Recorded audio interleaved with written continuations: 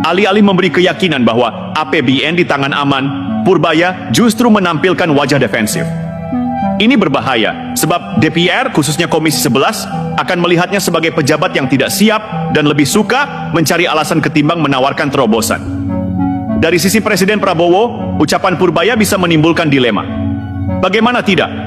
Purbaya menuding kegagalan masa lalu, termasuk era Jokowi, padahal banyak elit politik di sekitar Prabowo hari ini adalah orang-orang yang dulunya bagian dari pemerintahan Jokowi. Pernyataan semacam ini bisa memicu gesekan internal, membuka ruang konflik, dan pada akhirnya menggerus soliditas koalisi yang dibutuhkan Prabowo untuk memerintah. Lebih gawat lagi, ketika Purbaya menyeret nama SBY, ia secara tidak langsung menyinggung Demokrat, partai yang kini juga berada dalam orbit politik Prabowo. Artinya dalam satu tarikan nafas, ia berpotensi mengusik dua kubu besar, pendukung Jokowi dan pendukung SBY. Padahal, dua kekuatan politik ini justru sedang dibutuhkan Prabowo untuk memperkuat legitimasi pemerintahannya di tahun-tahun awal. Disinilah letak bahayanya. Purbaya seolah-olah sedang menelanjangi kelemahan tim sendiri di depan publik. Ia membangun citra bahwa pemerintah hari ini rawan mengulang kesalahan masa lalu. Dan siapa yang akhirnya dipertaruhkan? Bukan hanya dirinya sebagai Menteri Keuangan, tetapi juga kredibilitas Presiden Prabowo di mata rakyat dan parlemen. Logikanya sederhana, jika seorang menteri baru saja dilantik dan langsung menyalahkan masa lalu, apa jaminannya ia tidak akan melakukan hal yang sama terhadap pemerintahan ini ketika gagal? Pola menyalahkan bisa berlanjut dan publik akan bertanya, apakah ini menteri yang memang mampu bekerja atau hanya sekadar pintar mencari alasan? Maka jelas, sikap Purbaya bukan hanya risiko ekonomi, melainkan juga risiko politik. Ia sedang bermain api di dalam rumah yang baru ia tempati. Alih-alih memperkuat fondasi, ia justru mengguncang tiang penyangga. Dan jika terus berlanjut, bukan tidak mungkin justru ia sendiri yang akan jadi korban pertama dari retorikanya sendiri.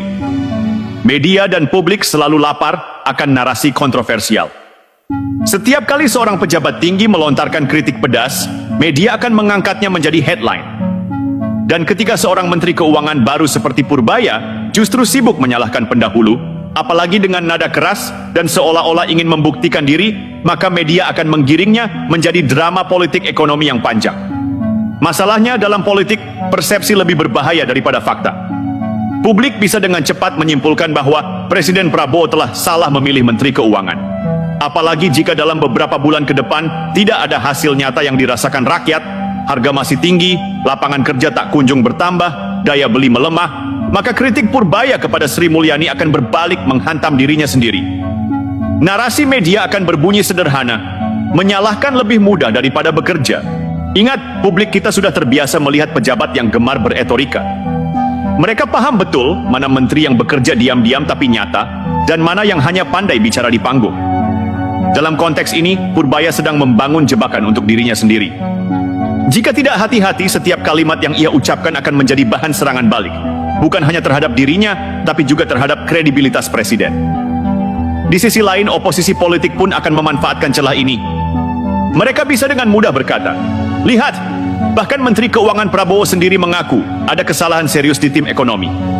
Apa jaminannya Prabowo tidak akan gagal seperti Jokowi atau SBY? Inilah yang membuat ucapan Purbaya sangat berbahaya. Tanpa sadar, ia memberi amunisi gratis kepada lawan politik.